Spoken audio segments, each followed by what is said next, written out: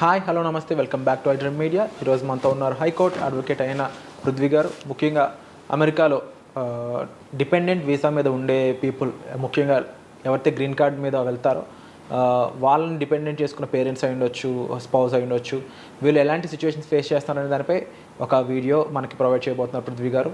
అందులో ఉన్న ఇన్ఫర్మేషన్ పూర్తిగా చివరి వరకు చూడండి. నమస్కారం సార్. నమస్తే సార్, ఏం జరుగుతుంది అసలు అమెరికాలో? లైక్ ముఖ్యంగా ఎయిర్పోర్ట్స్లో ఆపేస్తున్నారు కొంతమంది అని వింటూ ఉన్నాం, ముఖ్యంగా డిపెండబుల్ వీసా వాళ్ళని. అండ్ వీసా కూడా చేతికి ఇలా రకరకాల న్యూస్ అయితే వస్తుంది. What is happening there?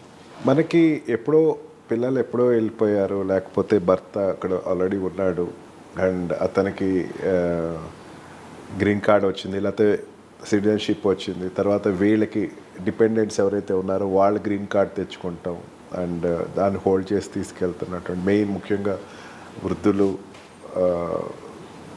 Spouses, భార్య కానీ భర్త కానీ అవ్వచ్చు. వీళ్ళు ఏంటంటే లాంగ్ స్టే అబ్రాడ్లో ఆ కంట్రీస్లో, స్పెసిఫిక్గా ఇండియాలో అయితే మొన్న వింటర్కి వచ్చిన వాళ్ళు లేట్గా వెళ్ళి ఇండియాలోనే ఎక్కువ వాళ్ళు స్పెండ్ చేయడానికి ట్రై చేయటం, తర్వాత లేట్గా అక్కడికి అప్రోచ్ అవ్వటం, వాళ్ళకి ఎక్కువ న్యూసెస్ వస్తుంది. ఏంటంటే వాళ్ళని ఆపేస్తున్నారు, మీరు పక్కన ఉంచోండి, మీరు తర్వాత చూడొచ్చు అని చెప్పేసి వాళ్ళు పక్కన పెట్టి వాళ్ళకున్న గ్రీన్ కార్డ్ ఏదైతే ఉందో దాన్ని హ్యాండ్ ఓవర్ చేయమని చెప్పేసి, హ్యాండ్ ఓవర్ లాక్కుండా ఉండవు ఇండియాలో లాగా పాస్పోర్ట్ లాక్కుంటారు. హ్యాండ్ ఓవర్ చేసుకున్న తర్వాత వాళ్ళు సంతకం పెట్టిస్తారు. I hand over the document to the ఈ ఇమిగ్రేషన్ సర్వీసెస్ అని చెప్పేసి రాస్తారు. వాళ్ళు ఒత్తిడి చేయటం అనేది జరుగుతుంది అనమాట. అది ఎక్కువ కేసెస్ అయితే ఇంబర్స్ట్ అవుతున్నాయి. అందుకని మన ఛానల్ ద్వారా చెప్తుంది ఏంటంటే, దయచేసి మీ యొక్క ఈ green cards don't hand over to the immigration authority. Postpone చేసుకోండి, వచ్చి నష్టం లేదు. ఆర్ నేను అక్కడికి వెళ్ళి హ్యాండ్ ఓవర్ చేస్తాను, I will speak with attorney. బలవంతం ఎవరు పెట్టరు and they can't stop you. First ఒత్తిడి చేసినంత మాత్రం హ్యాండ్ ఓవర్ చేస్తే ఏమవుద్దంటే మీకు ఫర్ ఎవర్ మీరు యూఎస్ వెళ్ళేటువంటి ఆపర్చునిటీ అని మిస్ అవుతుంది. వాళ్ళు చెప్తారు అక్కడ, మీరు ఇచ్చేసేసేయండి, తర్వాత మళ్ళీ మీరు అప్లై చేసుకోండి, ఇంకోటి వీసా జనరల్ లైన్స్లో అప్లై చేయండి అని చెప్తాను. Don't heed them. వాళ్ళు వినకండి దయచేసి. డోంట్ హ్యాండ్ ఓవర్ చేసే process, I'm not telling anything against the government or any other thing. మీరు హ్యాండ్ ఓవర్ చేసేసే ప్రాసెస్ మాత్రం దయచేసి చేయకండి. హ్యాండ్ ఓవరింగ్ అన్నది అక్కడ మీ మీద ఏదైనా కేసు రిజిస్టర్ అయితే, లేకపోతే అక్కడ మీరు ఓవర్ స్టే ఉన్నారు, ఇండియాలో ఓవర్ స్టే ఉన్నారు, మీకు ఇండియాతో రిలేషన్స్ ఎక్కువ డెవలప్ అయినాయి, లేకపోతే ఇండియాలో మీ ఆస్తులు ఎక్కువ సంపాదించుకున్నారు, మీరు గ్రీన్ కార్డ్ అంటే ఏంటి అసలు? The purpose of green card is permanent stay in abroad. అది వదిలేసేసి నువ్వు ఇండియాలో స్పెండ్ చేసి నువ్వు రిలేషన్స్ ఎస్టాబ్లిష్ చేసుకుని నువ్వు మళ్ళీ పొలిటికల్గా ఎండ్స్లోకి వెళ్తున్నావు అనేది మాకు సెక్యూరిటీకి ఇబ్బందిగా ఉంది. నువ్వు అక్కడ ఏ కార్యకలాపాలు చేస్తున్నావు మాకు అర్థం కావట్లేదు. నువ్వు యూఎస్లో ఉండాలి కానీ ఇంకో కంట్రీకి వెళ్ళి నువ్వు India is no more your country, you set that నేను సరెండర్ చేసేస్తున్నాను, ఇండియా నుంచి సిటిజన్షిప్ కూడా వదిలేసుకుంటాను అంటే నీకు గ్రీన్ కార్డ్ ఇస్తారు, అక్కడ ఉంటారు. గ్రీన్ కార్డ్ ఎవరు తీసుకున్నా సరే వాళ్ళకి ఇంకా ఇండియన్ సిటిజన్షిప్ లేనట్టే. ఇండియన్ సిటిజన్షిప్ లేకపోవటం కాదు, అక్కడ కంట్రీకి పర్మనెంట్గా నేను ఇక్కడ ఉంటాను అని చెప్పేసి నమ్మగలుగుతున్నాను.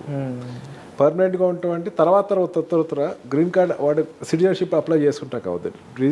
సిటిజన్షిప్ డైరెక్ట్ అప్లై చేసుకుంటానికి ఇట్స్ ఏ ట్రాన్సాక్ట్ అని చెప్పచ్చు. ఒక హెచ్ఎంబీ వీసా కానీ, లేకపోతే స్టూడెంట్ వీసా కానీ, లేకపోతే ఇంకొక ఏ రకమైన వీసాల నుంచి అయినా సరే గ్రీన్ కార్డ్ తీసుకుంటే పర్మనెంట్ రెసిడెన్సీ వచ్చిన తర్వాత సిటిజన్షిప్ అప్లై చేసుకోవచ్చు. డైరెక్ట్గా సిటిజన్షిప్ అప్లై చేసుకుంటే అంత ఈజీగా కొన్ని పారామీటర్స్ వస్తాయి, కానీ ప్రతి పారామీటర్లోనూ వాడికి ఇచ్చారు. అంటే ఫర్దర్గా నువ్వు నీ యొక్క నియమావళి బట్టి ఫర్దర్గా సిటిజన్షిప్ అప్లై చేస్తున్నావు. అందుకే green card is not a status symbol ఏం కాదు. నువ్వు అది పెట్టుకుని నేను కొన్నాళ్ళే దీన్ని పెట్టుకుని తిరుగుతానండి, నేను తర్వాత ఎప్పుడుగా వస్తే అప్పుడు అమెరికా వస్తాను చెప్పడానికి ఉండదు. దానిని ఇప్పుడు ఉన్నటువంటి గవర్నమెంట్ చాలా ఎక్కువ కాన్సన్ట్రేట్ చేస్తుంది, దాన్ని ఎక్కువ సీరియస్గా తీసుకుంటుంది. మెయిన్ ఏంటంటే మాకు సెక్యూరిటీ థ్రెట్ ఉంది. సెక్యూరిటీ థ్రెట్లో నువ్వు ఎక్కువ నాళ్ళు ఒక కంట్రీలో నీ పూర్వంగా ఉండేటువంటి, అంటే నువ్వు ఎప్పుడైతే ఇండియా అని తీసుకున్నావు, అంటే స్టేక్ ఇండియా నుంచి వచ్చావు కాబట్టి ఇండియాలో నువ్వు ఉంటాను, ఇక్కడ గ్రీన్ కార్డ్ పట్టుకుంటాను, ఎప్పుడు కావస్తే అప్పుడు వస్తా అంటే ఇది కాదు. మీ యొక్క స్టే అన్నది ఎందుకు అన్నాళ్ళు ఉన్నావు అన్నది నువ్వు జస్టిఫై చేయి ఫస్ట్. ఓ పెళ్ళికి వెళ్ళాను, లేకపోతే నేను అక్కడ స్పెండ్ చేయడానికి వెళ్ళాను, లేకపోతే వీకెండ్స్కి వెళ్ళాను, లేకపోతే ఒక 1 month అక్కడ చుట్టాలందరూ గ్యాదర్ అయ్యాను, ఇదిగోండి ఫొటోస్ ఇదిగోండి చూసుకోండి అని చెప్పేసి నువ్వు జస్టిఫై చేస్తే దే విల్ లీవ్. అదే సింపుల్గా నేను ఏదో చూడటానికి వచ్చానండి నేను ఏదో నాకు ఊసిపోక ఇక్కడికి వచ్చానంటే ఊసిపోక ఉండడానికి ఇండియా కాదు. నువ్వు అక్కడ రెసిడెన్సీ తీసుకుని ఇక్కడ ఇండియాకి వచ్చేసి నేను ఇక్కడ ఊసిపోకున్నాను అక్కడ ఊసిపోకున్నానంటే కాదు కదా. దానిని ఇప్పుడున్న గవర్నమెంట్ చాలా పర్టికులర్గా చూస్తుంది. నేనేమంటున్నానంటే మన ఇది కక్షపూరితంగా ఉన్నట్టు అనిపిస్తుంది నాకు కొంచెం. దీన్ని అంతే అంటారా? కక్షపూరితం అన్న వర్డ్ వాడను విరాట్. ఎందుకంటే ఇప్పుడు వరకు ఏ గవర్నమెంట్, అమెరికన్ గవర్నమెంట్, సందర్భం వచ్చింది కాబట్టి చెప్తున్నాను, ఇప్పటి వరకు అమెరికన్ గవర్నమెంట్ లిబరల్గా చూసింది ఏలియన్స్ని, లేకపోతే ఫారెన్ సిటిజన్స్ని, లేకపోతే ఇతర దేశస్తులు అంటే నాకు అక్కడ ఉండేటువంటి టెంపరీగా వచ్చి వెళ్ళేవాడు. కానీ ఇప్పుడున్నటువంటి ట్రంప్ గవర్నమెంట్ తన కంట్రీ మీద తన అభిమానాన్ని వ్యక్తం చేస్తుంది, తన కంట్రీకి పూర్తిగా ఒక ఇంపార్టెన్స్ ఇస్తుంది. ఇంకో కంట్రీ, తన కంట్రీకి ఉపయోగపడే ఒక ఎంప్లాయీ యొక్క లైఫ్ని ఇంతలాగా కార్నర్ చేయడం అవసరమా అనేది.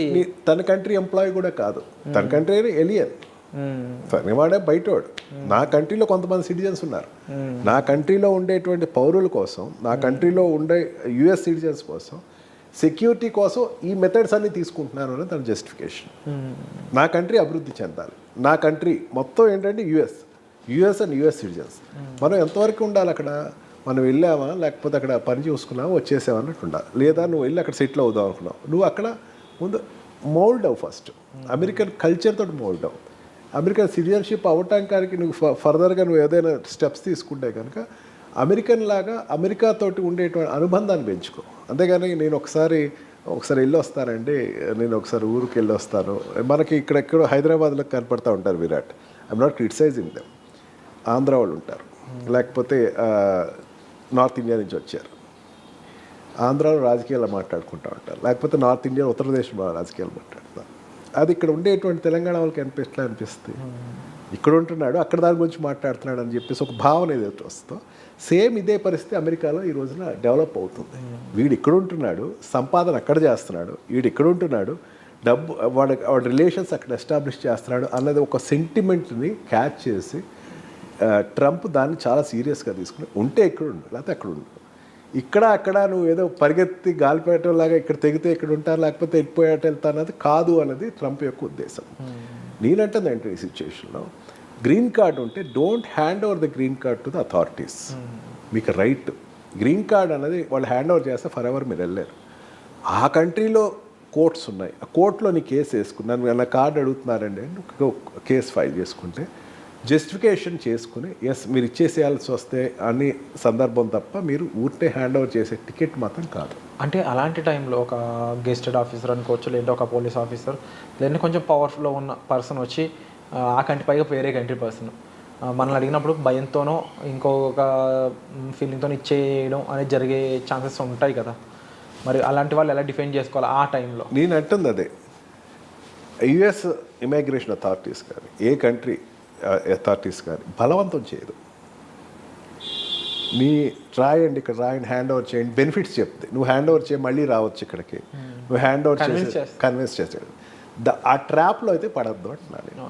Don't hand over your citizenship cards or your whatever the green cards which are holding. అంటే ఇది ఒక వ్యాలిడ్ పాయింట్ అని చెప్పాలి సార్. ముఖ్యంగా అమెరికాలో రిసైడ్ అవుతున్న మన ఇండియన్స్ వాళ్ళతో పాటు చాలామంది స్టూడెంట్స్ రకంగాను, కొంతమంది ఎంప్లాయీస్ పరంగాను, కొంతమంది డిపెండబుల్గాను ఉన్నారు.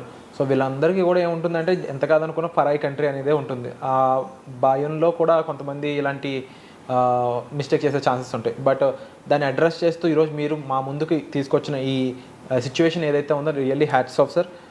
తప్పకుండా ప్రతి ఒక్కరికి కూడా మీరు రైట్స్ గురించి తెలియాలండి. అండ్ దట్టు ఒక ప్రొఫెషనల్ ద్వారా మీరు ఆ రైట్స్ తెలుసుకోవాలనుకున్నట్లయితే డిస్ప్లే అవుతున్న నెంబర్స్ కాల్ చేసి మీకు ఏ హెల్ప్ కావాల్సిన మీరు సార్ని సంప్రదించవచ్చు. ఇక ప్రస్తుతానికైతే ఎయిర్పోర్ట్స్లో ఎవరిని ఆపుతున్నా సరే, అమెరికాలో ఉన్న మీ బంధువులైనా సరే, మీ పేరెంట్స్నైనా, మీ స్పౌజ్నైనా, ఎవరైనా సరే ఫస్ట్ వీసా అంటే ఇక్కడ రైట్ఫుల్గా వెళ్ళారు కాబట్టి మీరు ఎటువంటి భయం పడాల్సిన అవసరం అయితే లేదు. అలాగే పాస్పోర్ట్ అనేది ఇంకొకరి చేతిలో పెట్టాల్సిన అవసరం కూడా లేదు. దానికి సంబంధించిన విషయాలు ఆల్రెడీ క్లియర్గా ఇక్కడ ఎపిసోడ్లో మెన్షన్ చేశారు పృథ్వీ గారు.